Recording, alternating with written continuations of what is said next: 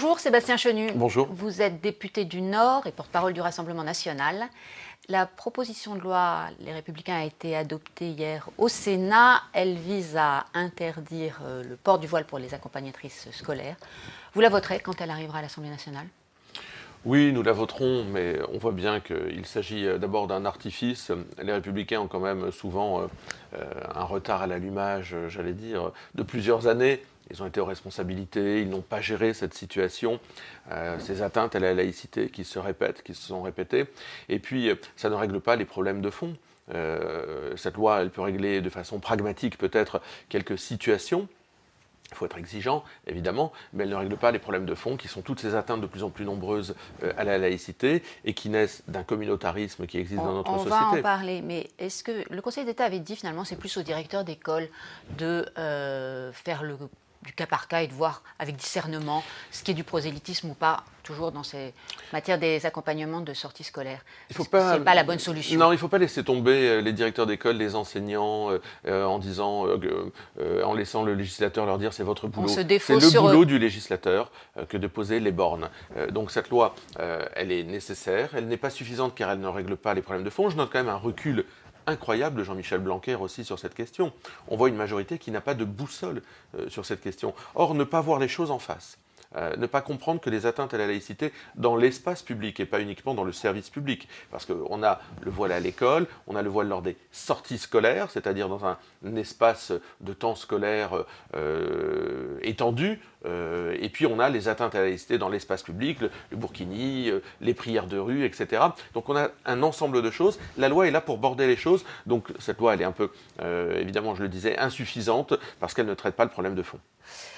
Comment réagissez-vous à la réponse du Conseil français du culte musulman hier qui a dit le voile est une prescription religieuse mais les femmes qui ne le portent pas restent dans la communauté musulmane? J'ai le sentiment d'un Conseil du culte musulman débordé.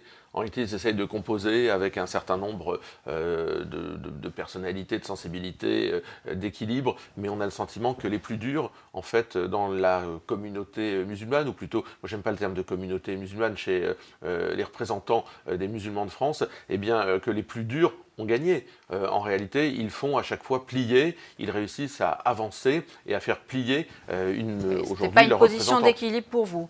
Non, c'est une position de mal à l'aise, dans laquelle ils sont mal à l'aise. La réalité, c'est que c'est l'assimilation qui se joue derrière. Or, on peut parler de laïcité, on peut parler de féminisme. Il y a d'autres religions où il y a des prescriptions religieuses qui ne sont pas forcément respectées par les pratiquants. Oui, mais enfin, par exemple, sur le voile dans les sorties scolaires ou les prières de rue, etc., elles posent des vrais problèmes pour l'équilibre de notre société. Il y a des prescriptions religieuses qui ne posent pas de problème en réalité, qui ne tendent pas, qui ne déconstruisent pas le tissu républicain. Donc là, on a un Conseil du culte musulman qui est très mal à l'aise, qui est très divisé visiblement. Il ressemble un peu d'ailleurs en cela à la majorité. Quand vous dites que ce sont les plus durs, c'est qui derrière, ce sont les frères musulmans.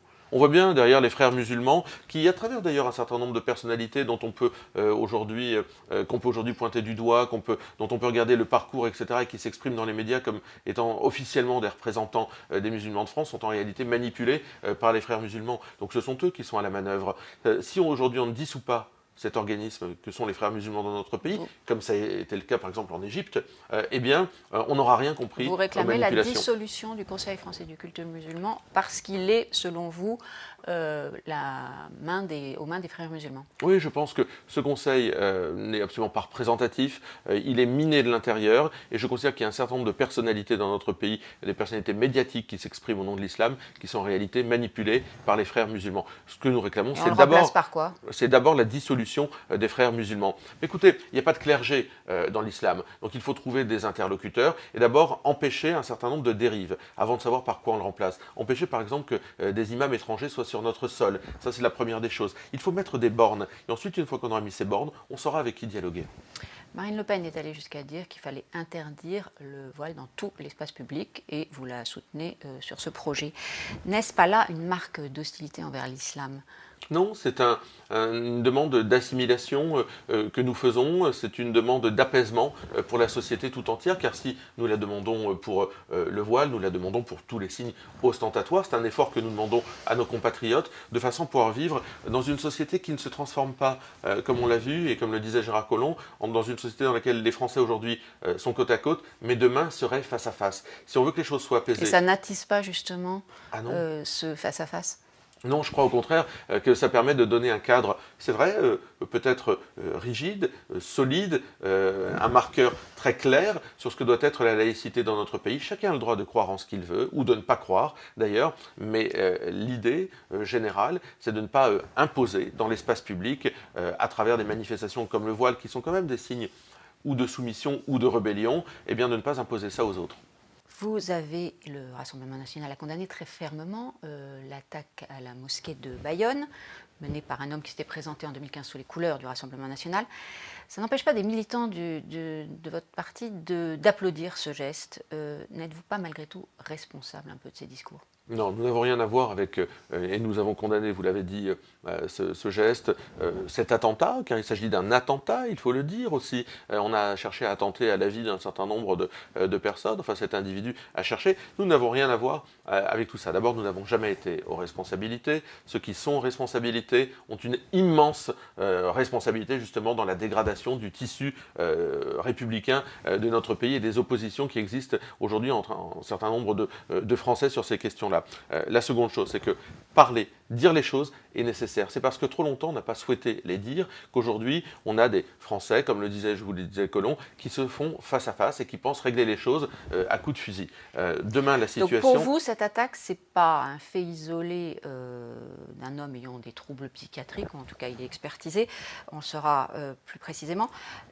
C'est pas la manifestation d'une violence prête à s'exercer justement contre les musulmans? Mais il y a une violence dans la société. Elle existe de la part d'un certain nombre de personnes déséquilibrées comme ce monsieur, mais il n'y a pas d'islamophobie dans notre société, c'est un fantasme. Les musulmans qui souhaitent des mosquées dans notre pays les ont eus, les repas adaptés dans les cantines, ça existe, donc il n'y a pas d'islamophobie. D'abord, l'immense majorité de nos compatriotes de confession musulmane vivent leur religion de façon apaisée, mais il n'y a pas d'islamophobie. Faire croire à l'islamophobie, c'est aussi une manipulation d'ailleurs politique des frères musulmans, c'est tenter d'opposer les Français les uns aux autres. En revanche, poser des barrières, poser les limites très claires sur ce qui est possible dans notre société est nécessaire. On n'a pas vu les gouvernants et les gouvernements le faire. Finalement, la société française, elle n'a pas montré une certaine cohésion depuis maintenant 4 ans, les attentats Bataclan puis de novembre.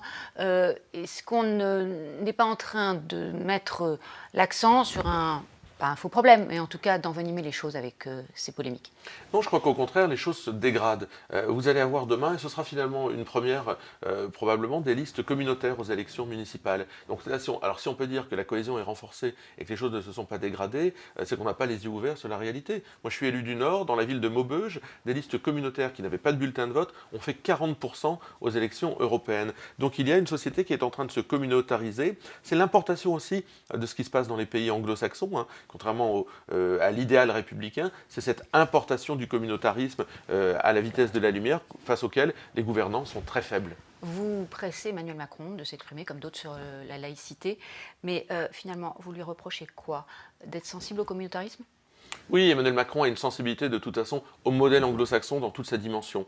C'est un libéral, il est donc fasciné par les modèles américains, anglo-saxons de déconstruction de l'État, mais c'est aussi dans cette déconstruction de l'État la déconstruction des repères républicains. Donc il est effectivement plutôt un communautariste, plutôt un libéral économique, c'est en quoi il n'a rien compris. C'est bien le problème de ce président de la République. Quelles ont été les manifestations de cette sensibilité communautariste?